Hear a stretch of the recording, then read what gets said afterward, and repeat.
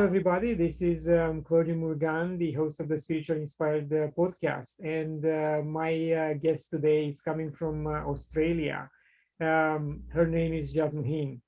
Jasmuheen's main service agenda is the raising of consciousness to co-create a healthy, harmonious world.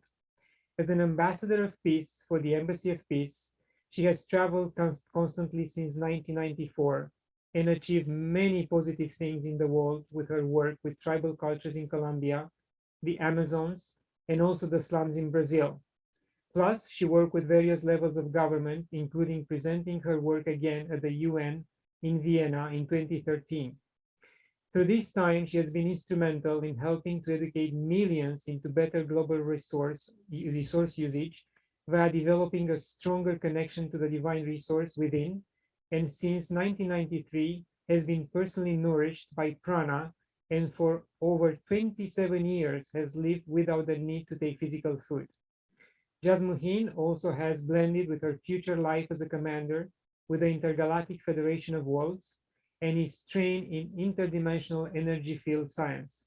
Jasmuheen, thank you very much for joining me today. Thank you. It's wonderful to be here. I've been watching some of your earlier interviews. Very interesting, your series. Thank you. I mean, it's been a while since we tried to have this interview, and we finally were able to do that.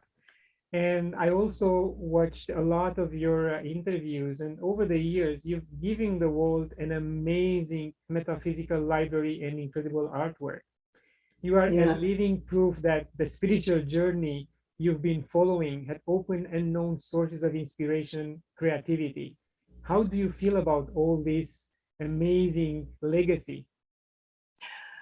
It's funny because when the pandemic began, I was told very clearly from my light being friends that now I was off the road, that it was time to focus on creating a legacy, because I'd been receiving so much over the last, since I was 7 years old. And so we were finally having the chance to do that. And it's been interesting because, you know, personally, most people feel like, I'm not doing much. I'm not particularly important or special or anything like that. And we tend to look around us and we just see so many amazing beings doing great things. Like recently, a friend of mine said to me that she got a lot out of the work of gene keys, that's, you know, on the genetics. And there's a wonderful man, you can find it, just gene and then keys. And there's a wonderful man, and his life's work is dedicated to this. And it sort of has an astrological flavor. And, you know, everyone's curious. So I put in my name and my date of birth and my time and my place of birth, because my friend was saying, I'm curious, what are your gene keys? And I went, I don't know. So I did it. And it turned out I'm an ascension teacher. That was my role in life. And it's like, yep, that's what I've been focused on all this time, this up-leveling of society into a system of operation that really is beneficial for the collective. So everyone is taken care of. And then I did all my family's gene keys, and I went, it shifted something in me, because I realized every one of them is fulfilling perfectly their life path, their life purpose, and just to relax a little bit. So that's one example of a wonderful legacy of someone else. And I look around the world and, you know, just the things you're doing, everyone, we're all playing our part for the up-leveling of another way of being, or we could say even relaxing back into a different frequency we already have flowing through us, that takes us out of the duality hologram and puts us in another zone of operation. It's already there. So have you had the chance to find your soul family as well? I do. You know, one of the things in my gene keys said that I thrive beautifully with a large network. And I realized that we have two networks. We have the internet, which we connect with so many people. You know, you might have days where you're feeling a certain way and somebody will post something on social media that just uplifts you, makes you feel like, oh, you know, our work is touching hearts. It does reach people. And then you have, of course, the internet. And the internet is my favorite. That's when you do drop into this zone, relax back into that other part of you that I call the zone of true communion. And then these beautiful beings of the greatest light and the greatest love pop in like friends, galactic family, you know, and guides and beings that you've known forever. And every cell of your body just knows who they are when they step into your field again. So yeah, we all have this, you know, we all have those special ones we connect with that are part of our pattern of energy when we descend and we bring in this pattern of gifts we're going to give the world, and also the gifts we'll receive from the world and being together. And everything I find just magnetizes together in the right way at the right time when we're ready for reconnection, or we're ready for revelation, or we're ready for a gift that's going to blossom from our own body of light that will give us freedom. And recently, do you find that these beings are popping up more often than before, or is pretty much the same for you?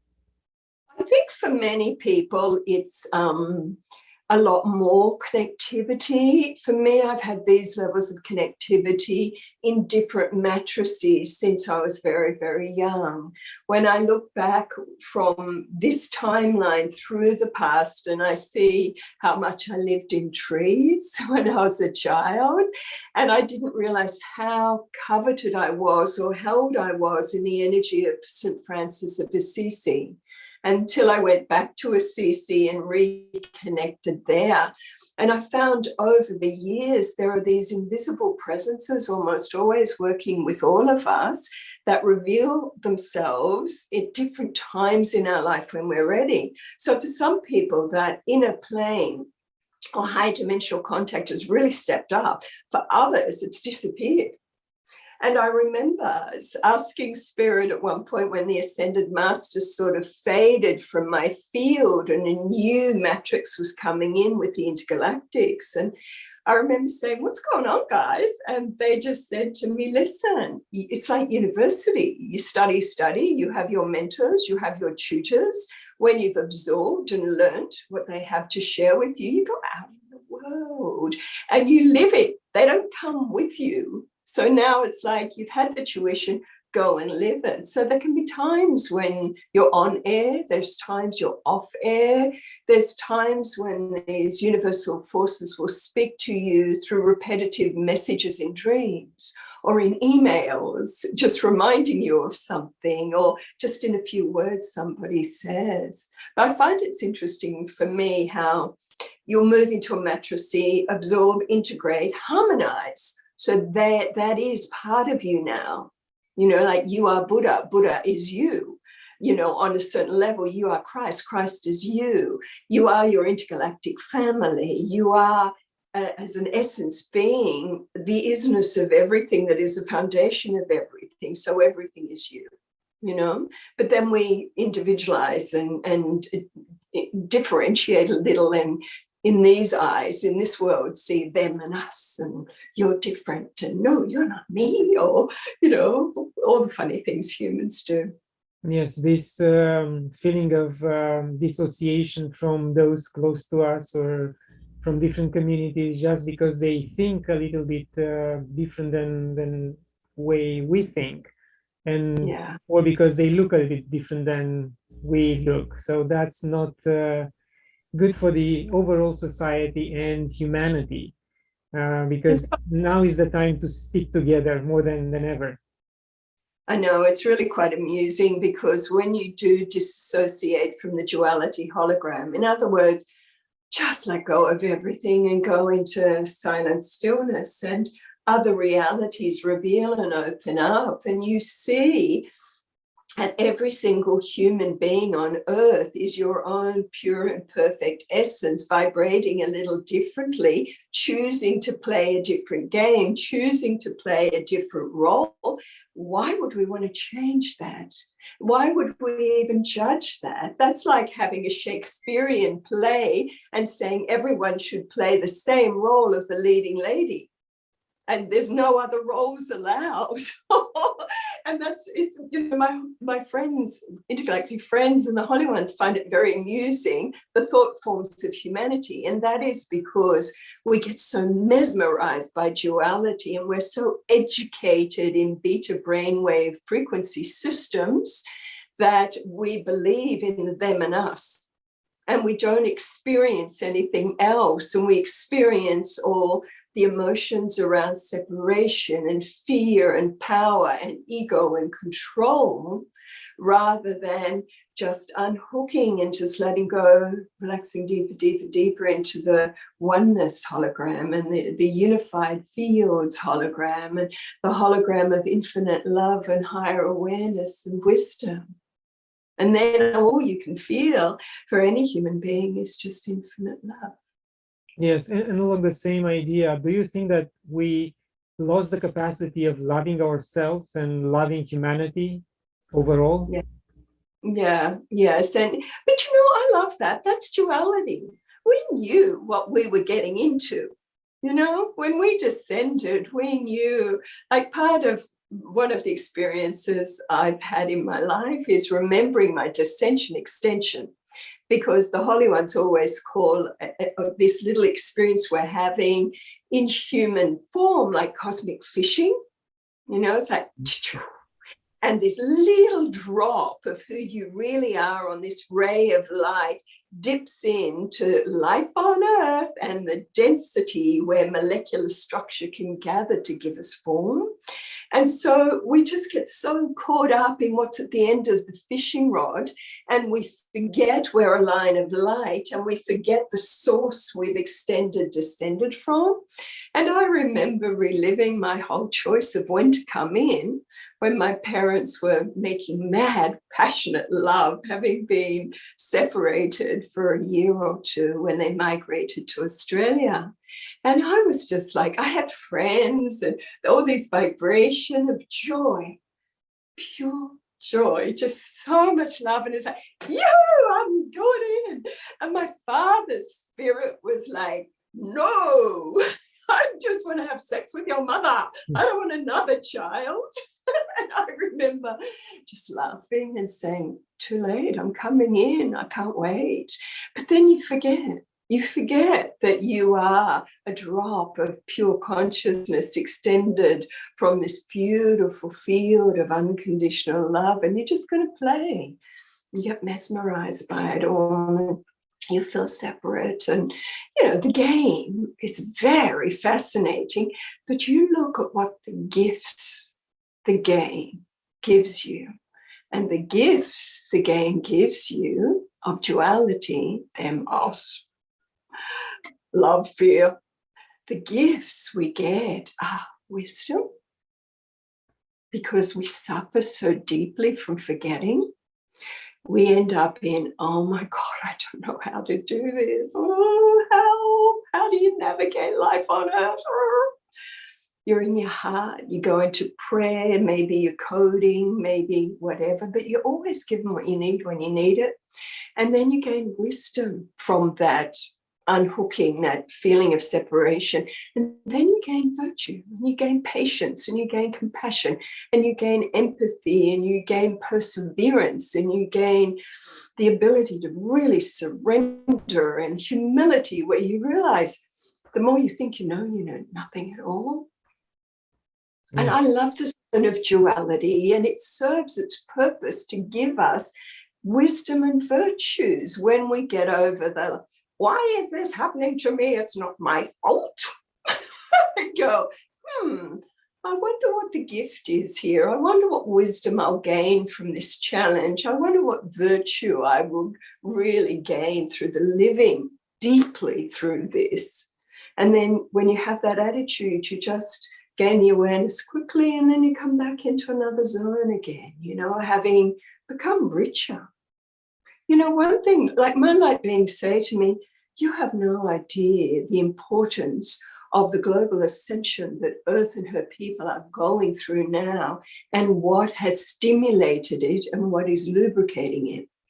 And what is lubricating it is the richness of heart of the human species, because you have suffered. Because you played the game of diving into physical form, extending into physical form, forgot who you were, got right into an amnesia of living on this planet, and suffered because of the forgetting, because no one suffers when they're at one with their pure nature. It's just unconditionally loving experience of joy and celebration and gratitude. So because of all that, we have 7.5 billion hearts that are filled with virtues and wisdom because of the depth of what everyone has gone through repeated embodiment, through linear time, gaining wisdom, gaining virtues, gaining all that we've gained. And that's a collective vibration that is now moving off planet Earth to stimulate a universal ascension. And that's never happened before. Ever. So are you saying that special? Yeah. That all the hearts of the 7 billion are pretty much in sync, and there is not necessary to have a critical number out of the 7 billion, which will take us through this ascension process? No, we've already reached that a long time ago. We went on an unstoppable track in 1987. You know, when we look from the eyes of the intergalactics, when I look through my future self eyes in linear time, and we read the pulses, we can take the pulses off Earth and what's going on. The real turning point was 1987 with the harmonic convergence, because there were millions of people meditating for peace on Earth, for an up-leveling. They took advantage of that magical time. And while I didn't participate in the global meditations, I felt the imprint. You know, suddenly my own telepathic, clairvoyant, clairsentient abilities just got stronger. I moved into another matrix again. I began to hear more about the ascended masters and moving out of a different community, an ancient Indian community lineage I've been in. It stimulated a lot, you know, through our world. And then we had more with Y2 for some reason. And then we had more with 2012. And now the pandemic is like icing on a cake of massive change that is absolutely unstoppable. And now we're in high-speed mixmaster blend. And I would just say, stop watching the mixmaster. It's going to take a while, as long as it takes, but it's really choppy times. But we can unhook, just drop back to now moment awareness, be with the breath, be in heart-brain coherence, heart filled with gratitude. We'll have a very different experience through the choppy times, because we won't be anchored in duality, we'll be anchored in the zone of peace within us. Yes, and I think for me at least, if I detach myself for certain events, I can keep an even emotional state, and that will give me a different perspective at what's going on. So I will always recommend to my friends not to react right away to certain events, certain happenings in their lives, but detach themselves. Take at least even 2-3 minutes is enough for them to reassess the situation and act accordingly. Yes, I recently asked people on Facebook and our social media just a simple question: what brings you joy? And it was so interesting, because it's what brings me joy. And they were saying things like, not watching, and, you know, unhooking from social media, not watching the news. In fact, they didn't actually even talk much about that. They just said, I love gardening. I love being with my animals. I love sitting silent in Mother Nature. I love just being still and meditating. I like walking in the mountains and walking on the beach. I like hugging those I love. I like being with people who uplift me. I love silence. It was just beautiful. And they're all so now moment aware, because I think the good thing about this current shakeup And I get it all in my community. I meet strangers, and I live alone in my mountain ashram, and I spend a lot of time in solitude and silence, which I love. And then if I feel like I need some company, apart from when I see my husband and children and grandchildren, I just walk through the neighborhood and get dog love. You know, lots of dogs giving me love. I love dogs. And I talk to the owners of the dogs, and everybody's just saying they are just appreciating the now. They're just appreciating the simple things in life because they have no idea what's going to happen tomorrow. They're letting go of control. They're letting go of planning. Letting go of an imbalance in the work-life scenario. They're coming more into balance, where they really spend time appreciating the important things. And they're finding from these choices, they're getting healthier. They're getting stronger. They're getting more energized. They're getting a more bigger picture awareness. And these aren't people who meditate, except gardening is like meditation. Sitting still and enjoying a sunset is like meditation. It's just an opening to another level of awareness, which is so healing. Yes, indeed. You mentioned planning. Yes, planning cannot be done these days for more than maybe a month or 2 months in advance, because you really don't know what's going to happen, which way the government will react to whatever is going to happen in the world. And even if you make plans for 6 months in advance, you have to have a buffer that those plans might change, might be canceled, or and not get upset about it. Flexibility. And that's another thing I notice people are talking about. It's like, whatever. If it happens, it happens. And again, that's an attitude I get through our spiritual communities, but through also my general community. People have become very, very fluid, as you were saying. And I remember years ago, the divine feminine talking to us in our gatherings and just saying, look, it's a time of fun, fluidity, and flexibility. That's the new frequencies. So if you're not having fun, why not? Are you just too hooked into the high-sped blending? Because, our world, we called in to being after 2012, hundreds and thousands of people all around the world, we asked for an upgrading of of all our systems, our political, our economic, our health, our educational, our spiritual, our social, everything. That's what we did collectively, many of us. Remember, it doesn't take many to stimulate change. So with just the groups I was in, when we were coding really from our heart and asking for an upgrading of all systems on earth so that they operate for the highest good of all sentient life, this is our prayer as citizens of planet Earth. We are calling from our heart of hearts an up-leveling and upgrading of all systems in our world so that they now operate for the highest good of all sentient life through all realms. Now that takes it universally. So what is happening on Earth and the patterns of energy we're working with on Earth, it up levels, it up levels, it up levels, it up levels, because we, the citizens of planet Earth, have a right to dictate our future. Yes, indeed. Indeed we have. So Forget the government.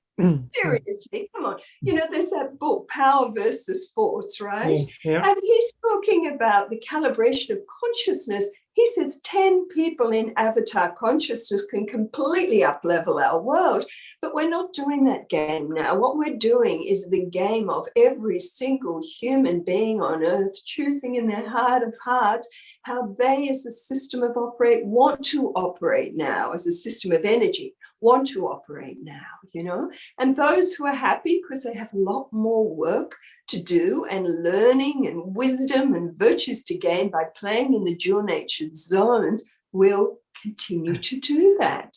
But we're going to end up with this separation, a field of separation, because the ones that need that will do it through dropping form and then taking form in that same zone to continue on that journey, or they will stay here till whatever time they need, until the critical mass that is already moving cannot sustain their presence in that zone anymore, and they'll just drop off.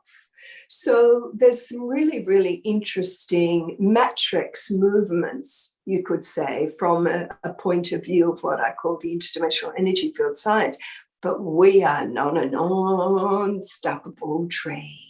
Yes, and what the lockdowns prove to powers to be is that our creativity is unlimited.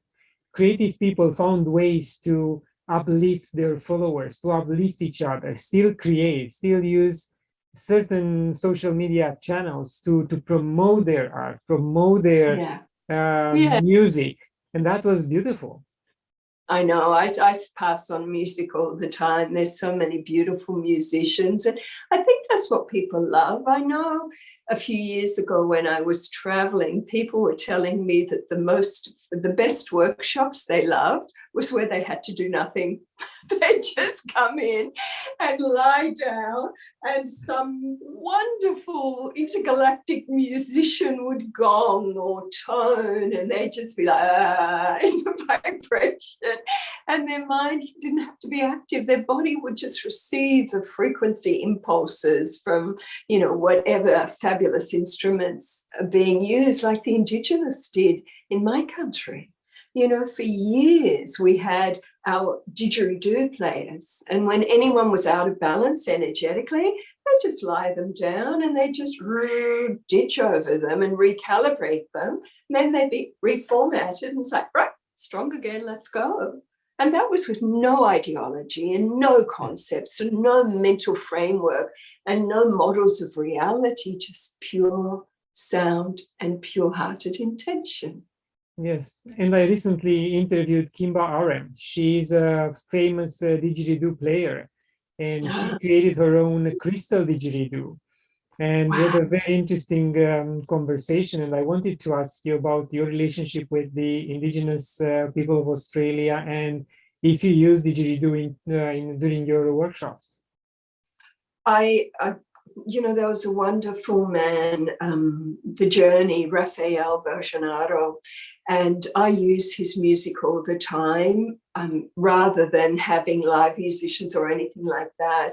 But I take people on this journey often when we've done darkroom retreats. And Rafael was killed. He was shot in Egypt a few years ago. And so there'll be no more music from him. But the music, The Journey, he combines the chanting of the Buddhist monks with the indigenous didgeridoo and other flows. And it takes you on a beautiful journey as people just lie there of recalibration and healing.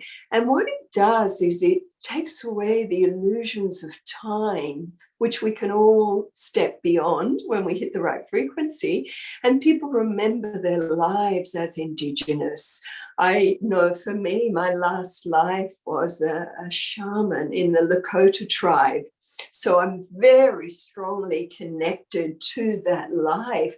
And I've traveled the world and spent time with indigenous tribes all over our world, being invited to be part of their ceremonies and to talk with the elders and to share a little bit about our research with being source-fed, because they're often curious about that. But the Australian Aboriginals, it's a very pure land.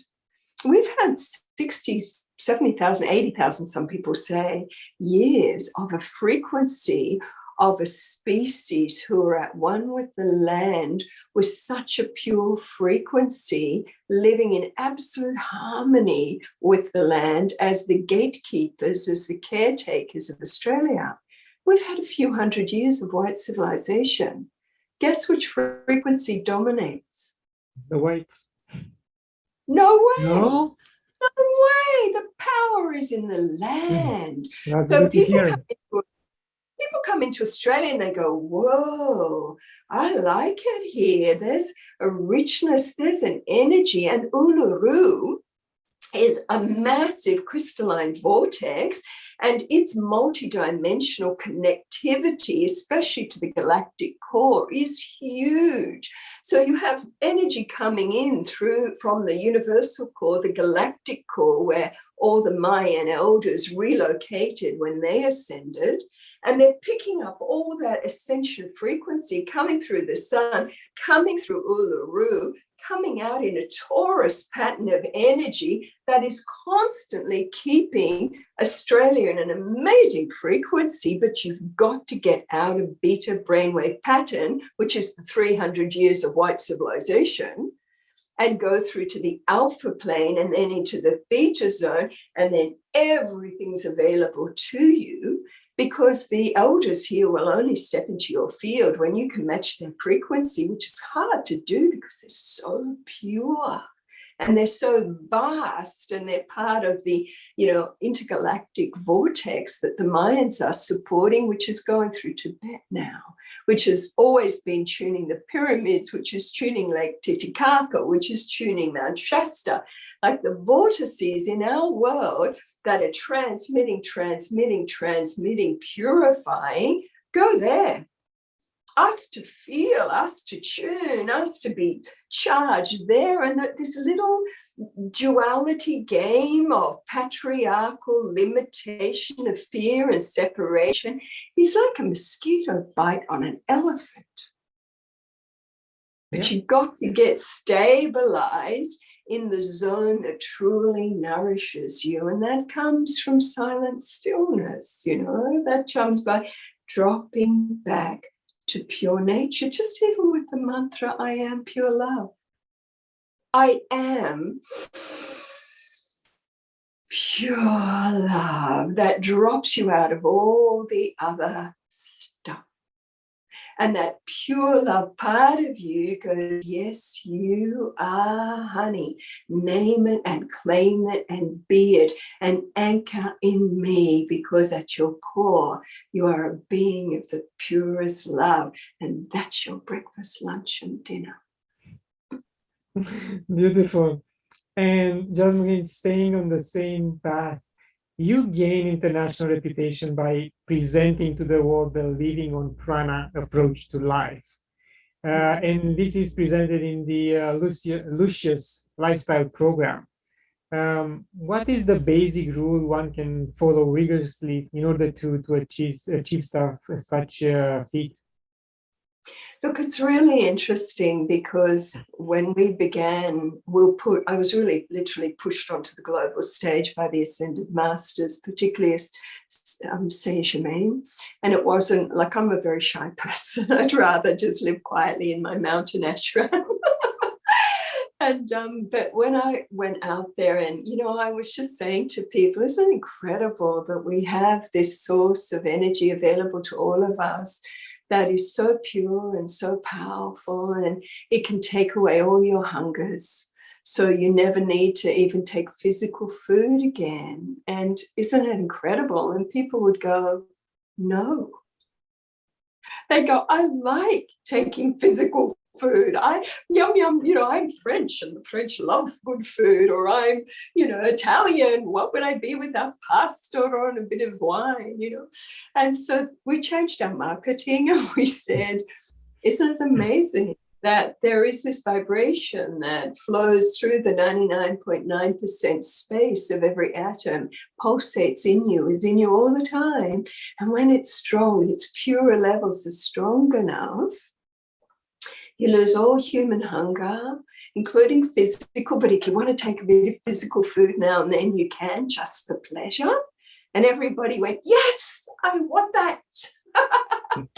And so this is a path of freedom. It's a path of joy. It's a path of remembering, of giving our physical body a chance to express something it's always been able to do. But because we were so deep in beta brainwave frequency of the duality hologram, we were led to believe it wasn't possible. But it's a natural part of us. You've just got to hit the right frequency, and you do that, to answer your question, through your day-to-day lifestyle. Because how you spend your precious, precious commodity of time, 24 hours a day, determines your frequency, which determines what you then draw out into your field of reality from the unified field, because quantum always responds to dominant frequency. So if you're living in beta frequency game of this is all there is, it's not possible, this world sucks, our government sucks, we have no freedom, blah, blah, blah, blah, blah, blah, then quantum just goes, okay, have more of that. But if you go, yeah, it's just a movie, I've watched it enough, I want to play a different game now. The movie I want to play is the experience of the magnificence of my human design. I want all the gifts I'm already carrying with my own body of light, called my divine potential expressed in human form.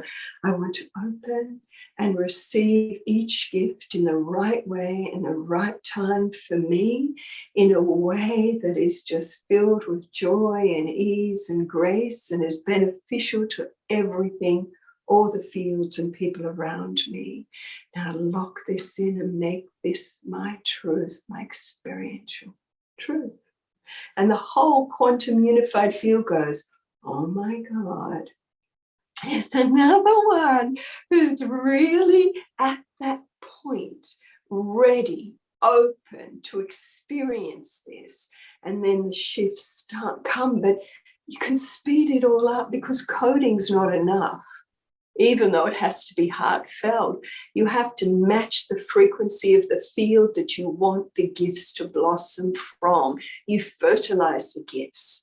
So you fertilize it through meditation, through being in silent stillness, through really being open to really know the truth of who we are as extended, descended, pure beings, already ascended.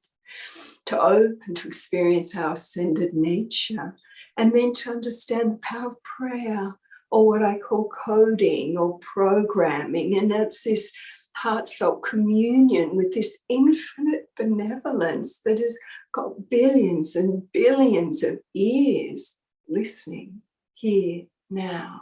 This supreme intelligence is so wise and so loving and so benevolent. I've been studying experientially the field of benevolence for years now. I just love it, favorite field.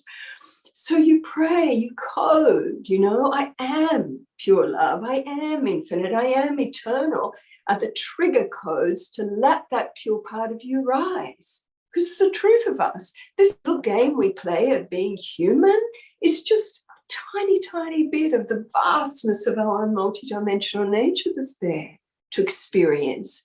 So being mesmerized by what a government's doing or a pandemic or this or that, it's like, yeah, that's there, of course it's there, it's part of the game. But what do you want to live in? We see people in virtual reality. It's like virtual reality is inside.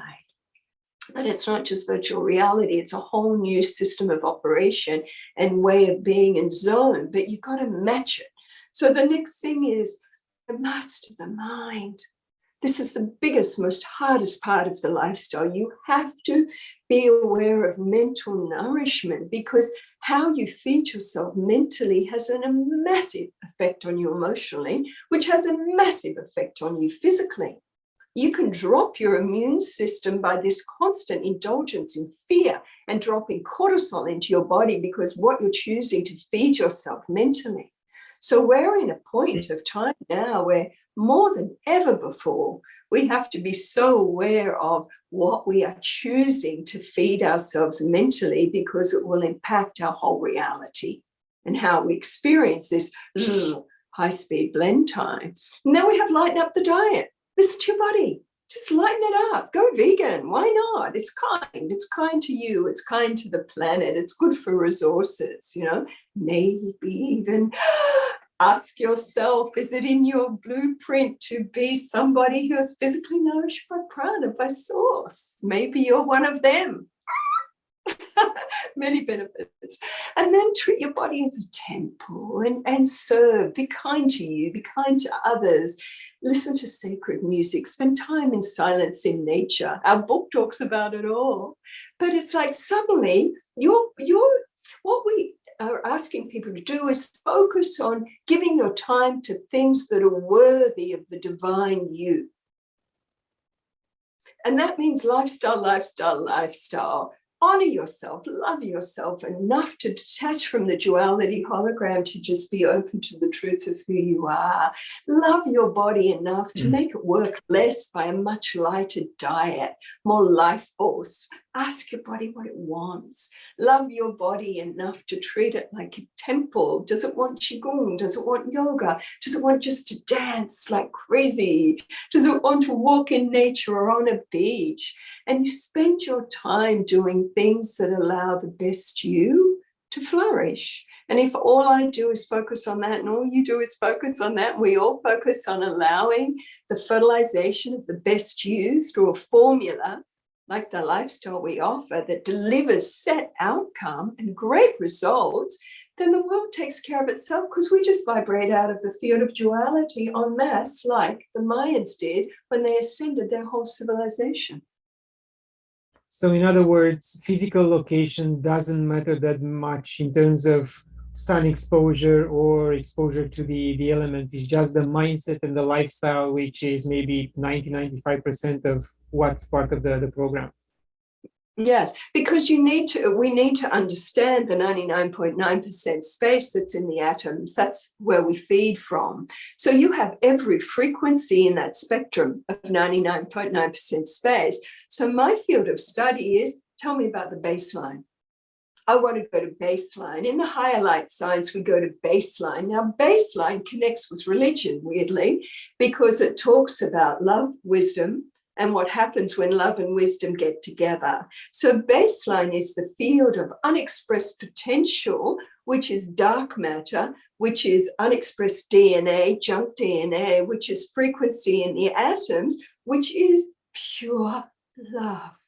It's just the most divine, purest love that when it wells up within you, you're just like, I found my soulmate. My true beloved is in me. My true beloved is my already enlightened self. It's like the most delicious revelation of freedom you can ever know. And when that love comes, you just don't go into this physical food eating for emotional body reasons anymore, because you have access to the purest emotional nourishment that any human being can access.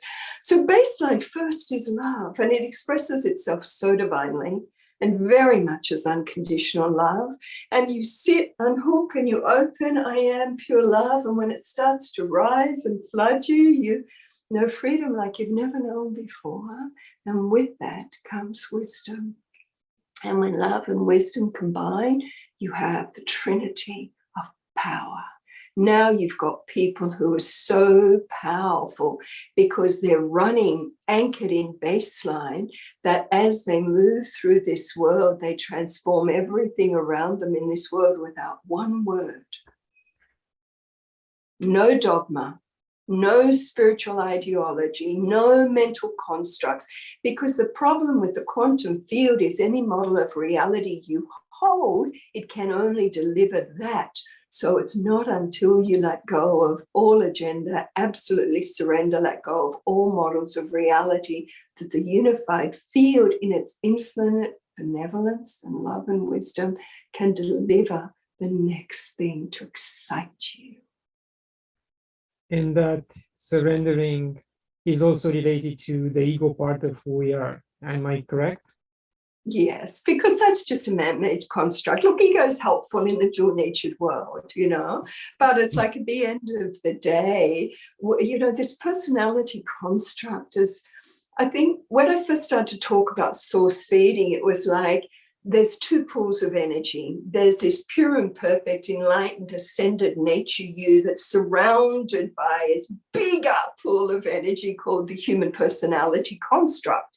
And that is a collection of influences from, school and education and your parents and your genetic and your experiences in the dual-natured hologram. And most people, that dominates. That could be 95% of their reality.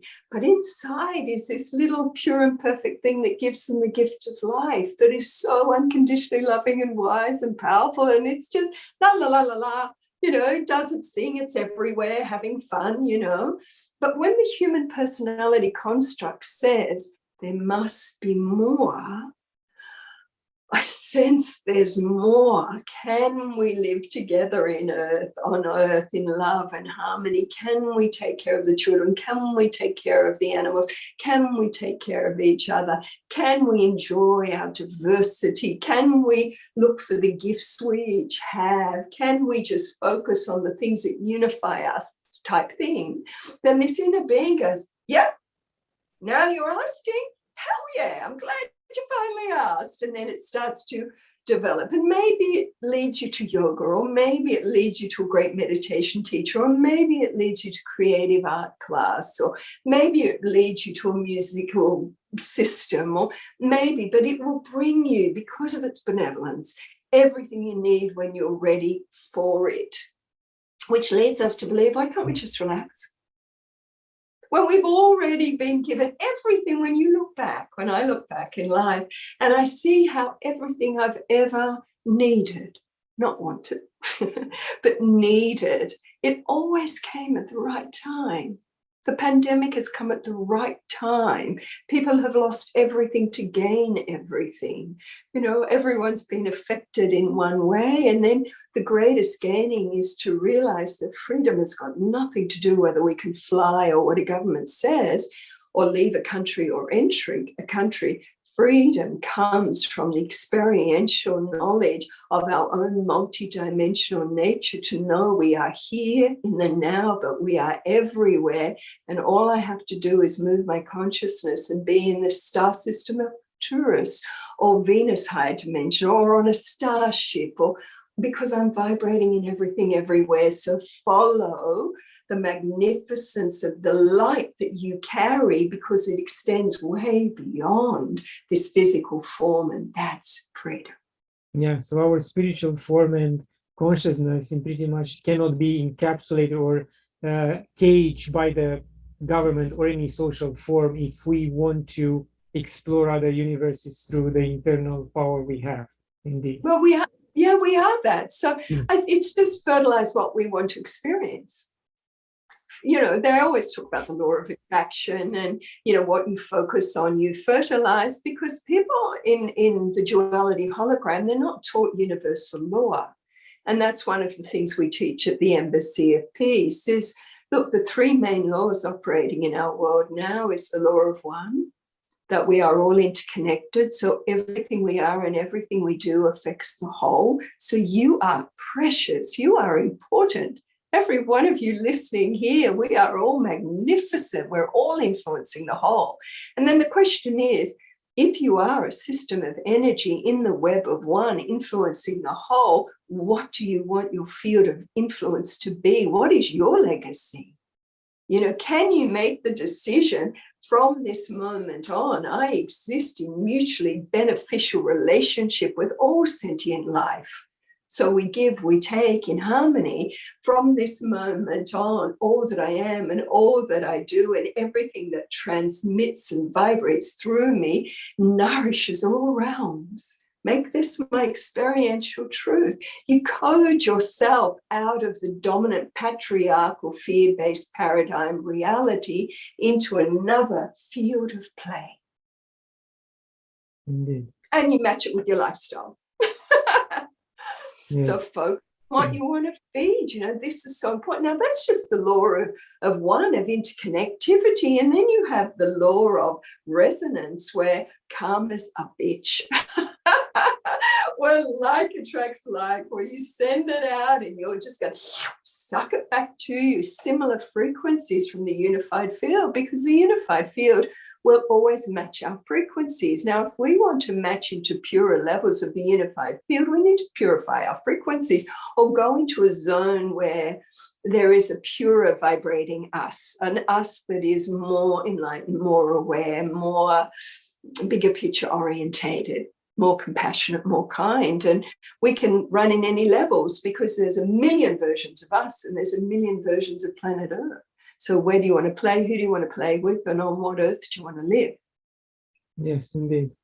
And then you of what? Of love. And that says that we carry within us something so pure and powerful that when it just transmitted like waves from us, everything it touches will be transformed back to its original divine blueprint.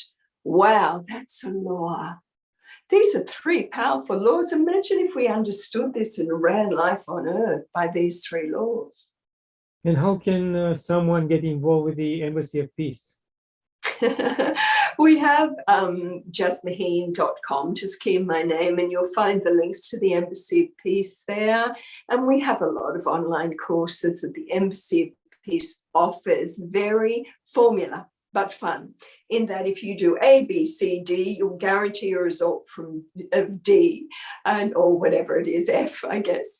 And so people can tune in there or tune in Embassy of Peace. And, you know, but I find people are being up-leveled, upgraded all the time. They're being upgraded and up-leveled in their sleep, but they're being upgraded and up-leveled when they come into a pure heart. They're being up-leveled and upgraded out of their curiosity that we can run a different way on earth. And they're finding the right people at the right time and being stimulated and enhanced and sharing in such beautiful ways. So if you're interested in what we have to share, of course, go to our Jasmuheen.com site or the embassyofpeace.com site too. Yeah, I mean, I recently purchased the Lucious program, so I'm going to start with it. I think maybe next week and see what the results are, because I really want to. I'm pretty much vegetarian. I'm still eating a lot of fish for many years now, but I would like to slowly give up meat completely and, you know, have a different diet, and living on prana will be ideal for me, will be just amazing. It's funny, I get a lot of people, their motivation is I want to lose weight, or I want to be the first person in my country doing this, or I want to whatever. And yet the journey itself is such a fascinating one, because your own system will reveal to you what you're ready to handle. And you just need to take it slow and be joyous with every step. And, you know, we have, I think, 500,000 people in training right now in a very organic way. And it's like they listen to their body, and they've often let go of the red meat. Now they're on the bit of fish or whatever. Now they're going to let go of that, then the next. And they're just doing it in a very loving way with their system, while making the emotional and social changes they need along the way, like more meditation perhaps, so they feel more love and more peace, and their emotional body is satiated in a very different way from the pleasure we get from socializing around.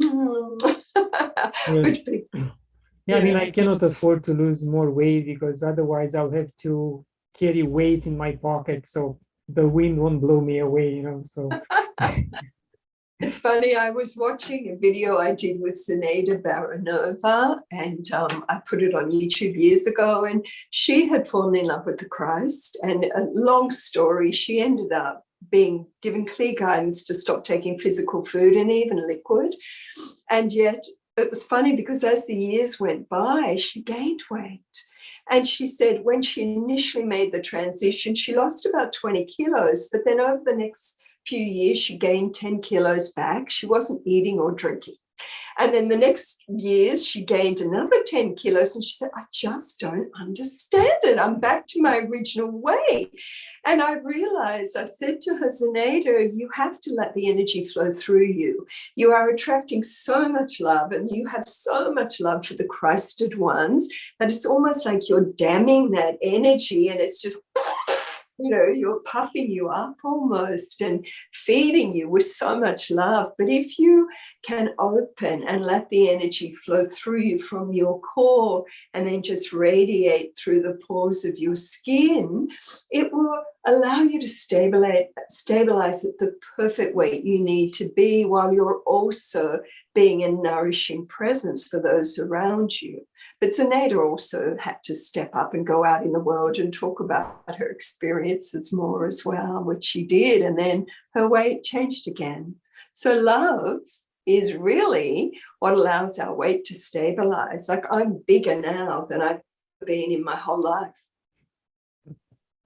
And I've put on weight with the pandemic because I'm just spending so much time in silence and in stillness and in this field of this beautiful love, because the holy ones, as soon as it began, said, Jazz, unhook from the man-made hologram, unhook from the duality hologram, unhook, just go into stasis, longer periods of silence, stillness, solitude. And in there is so much nourishment that I've actually put on a bit of weight.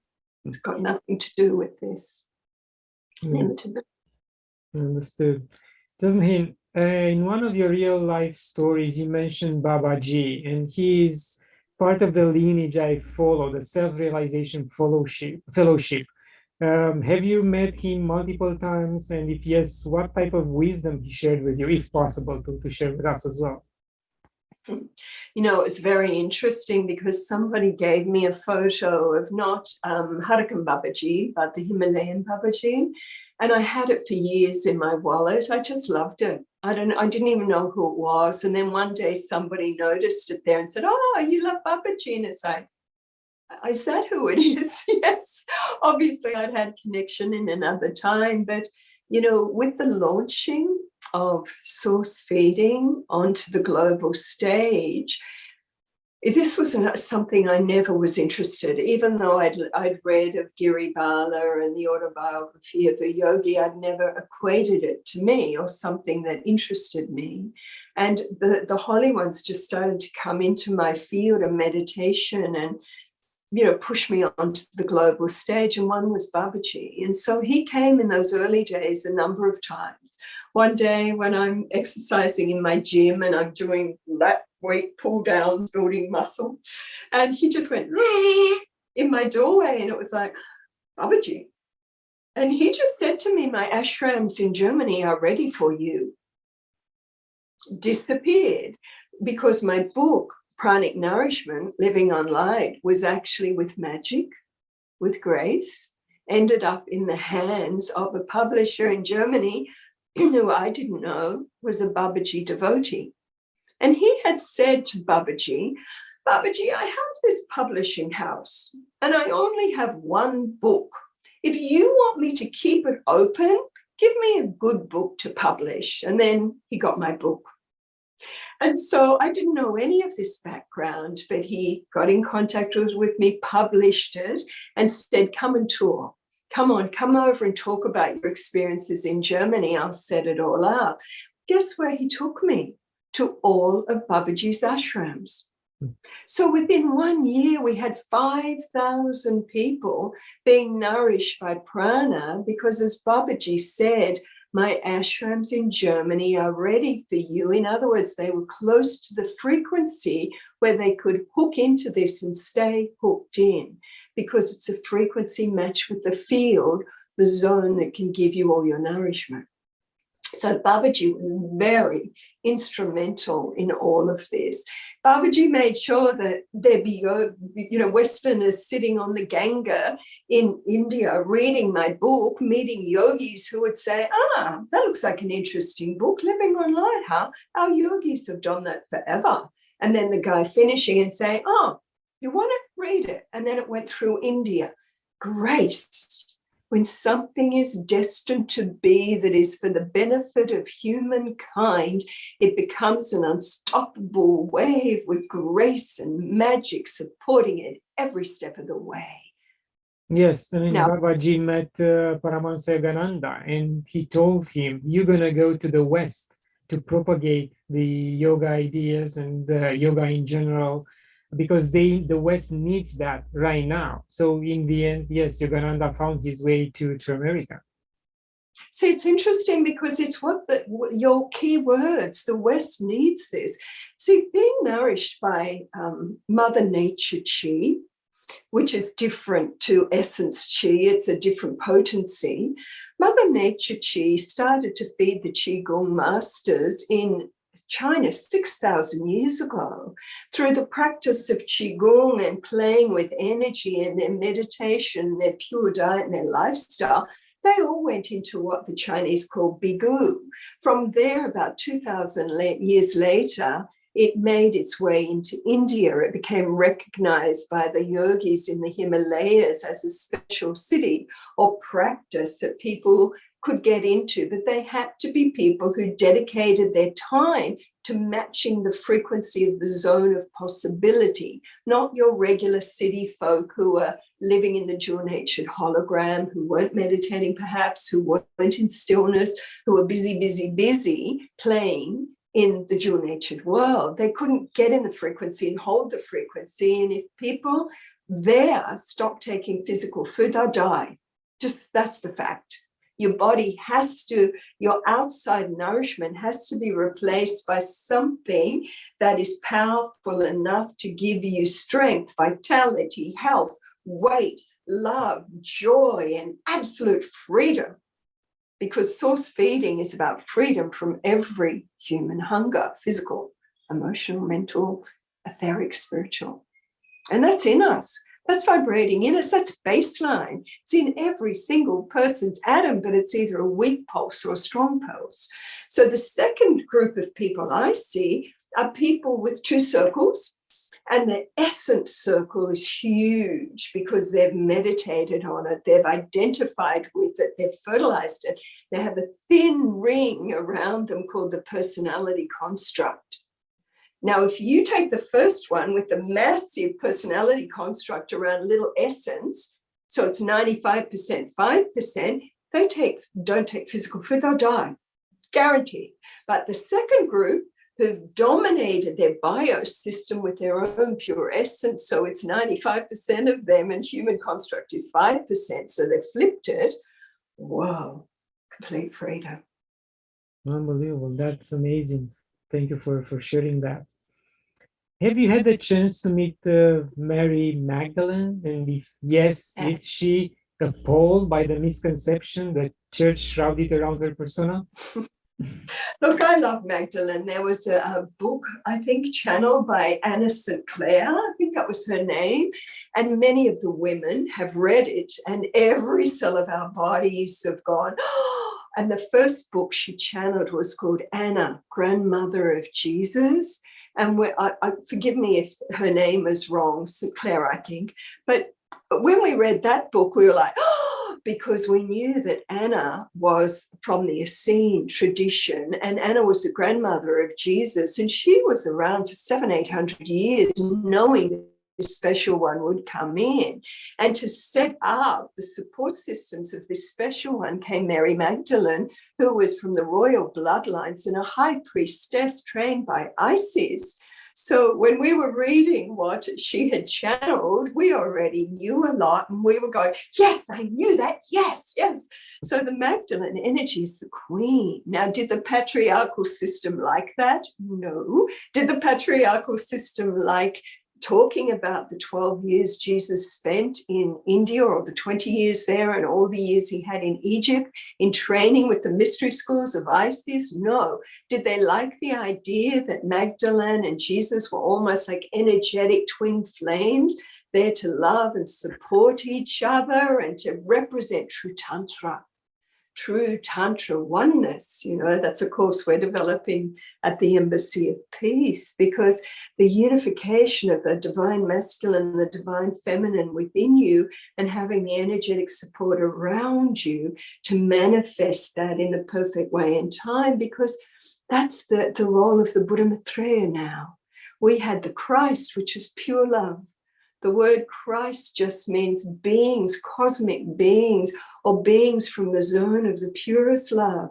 When someone's Christed, they're anchored in that zone. And then you have the Buddha carrying wisdom, 33,000 sutras that just tune the Buddhas to the heart and to the zone of virtue.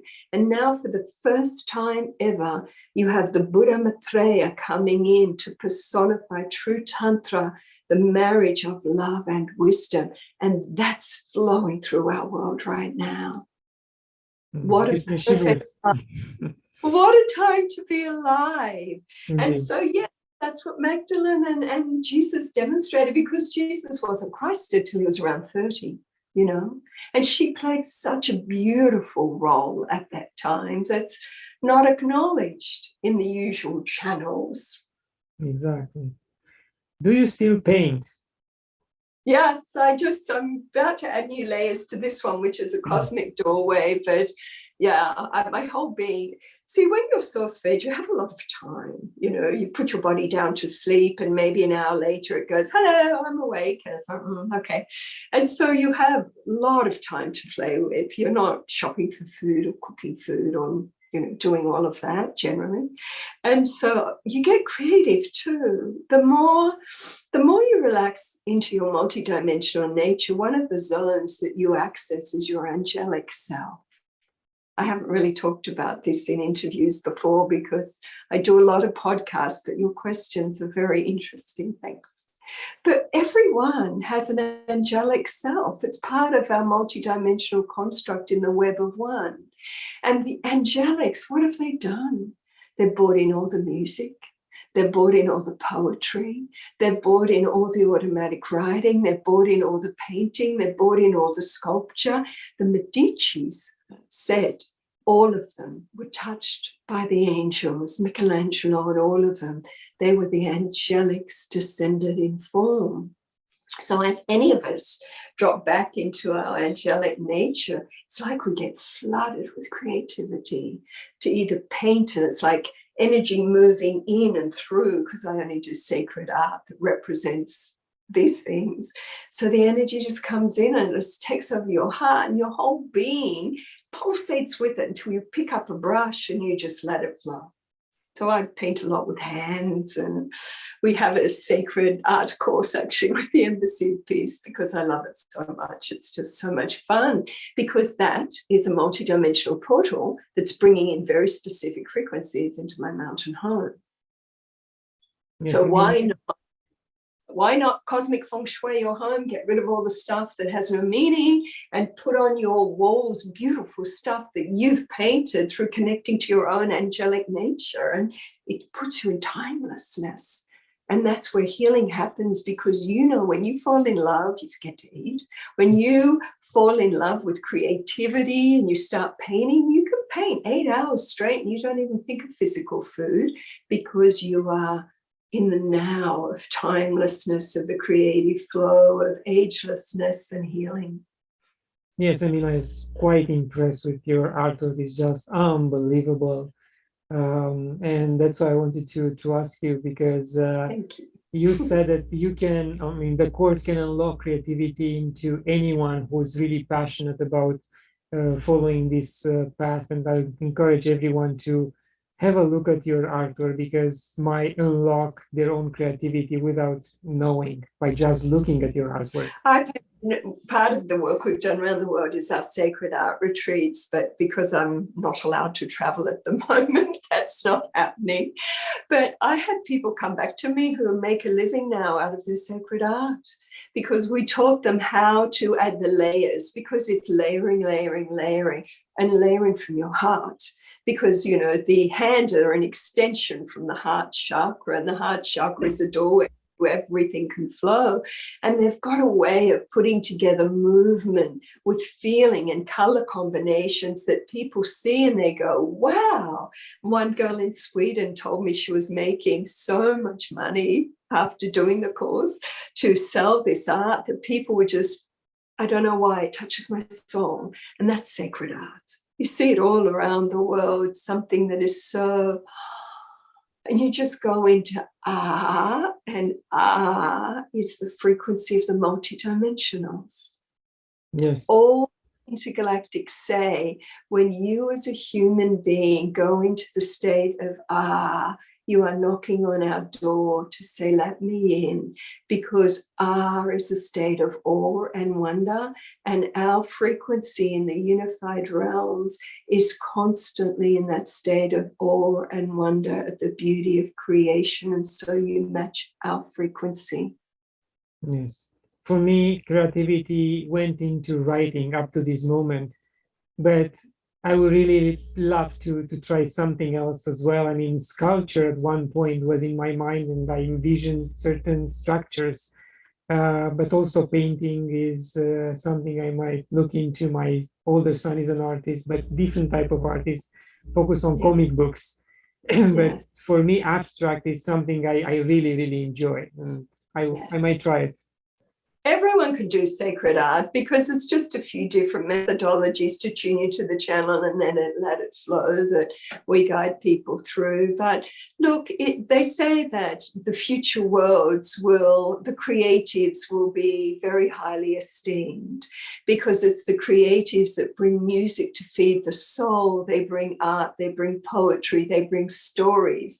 Like I have so much time, I read a lot, and I love every night to read for hours, and I step into another world because there's so many great authors out there, and they take you into different journeys, and it's just uplifting. And I think that's the common theme that people are understanding now is fertilize yourself so that you can live in the zone of joy and gratitude and creativity and feeling like you're just blessed to be on earth.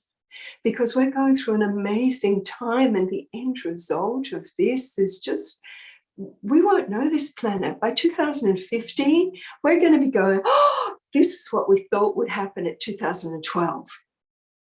We had many ideas that we'd go from one way of being to a new way of being, and the light beings say, look, you can speed it up, but there's a lot of merging and meshing of matrices of new paradigms coming in, and stable, the Shambhala paradigm rising, and all the meshing of people's discontent and duality and the games of power and corruption, and people are like, ugh. And it's like, so that is calling for something else to replace the earth so we can go, ah. And so this, and it's going to be like that for a while. And you're going to get caught up in it if you keep looking at it, or just unhook and let it do its thing, because it's going to do its thing and be, as Gandhi said, the change you wish to see in the world. Live an impeccable life. Commit to that. Spend your time wisely. Spend your time nourishing yourself physically, emotionally, mentally, and spiritually with everything that makes you just go, ah. Words of wisdom. And because we're approaching the end of the interview, any other final words? I think we just need to have faith in each other and faith in ourselves. I think the greatest gift I've got from my source feeding journey is to experience and understand the magnificence of this human construct. We are incredible. The hard wiring of every single human being is just, you can't believe it. We're one of the most advanced species potentially ever to be created through the multiverses, but we haven't begun to unlock our potential yet. But we've picked up so much by playing in duality that we have wisdom and virtues that many light beings would have never gone so deep into because they've never gone to duality, and we have. Yay us, we're brave, we're courageous, we're amazing beings to even have descended and extended here.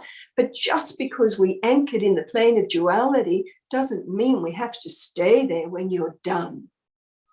And you're not here to change duality, you're here to transcend it and then step back and to find other layers of your own multidimensional beingness that will continue to love you and surprise you and fill you like you've never known before while having physical form. And that's the joy, because you have touch, you have sense, you have everything that will allow you to experience your multidimensional nature in ways and to see it in others in ways that other beings can't, because they don't have these constructs, they don't have these senses.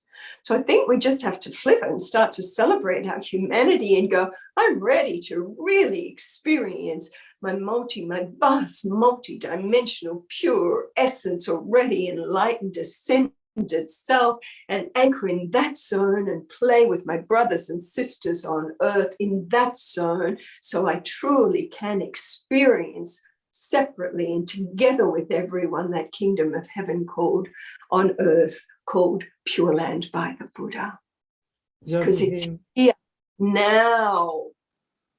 I would love to have at least 50% of people between 20 and 30 with your energy and your mindset. I think that will transcend everyone in this planet overnight.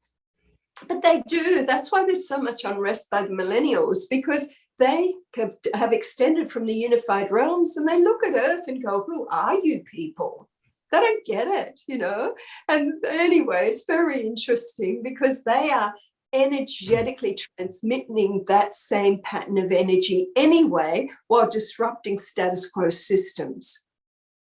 Because they can't accept status quo systems. Many of our indigo children, our crystals, all the different children coming in, 1 in 3 children, they say will be autistic by 2035.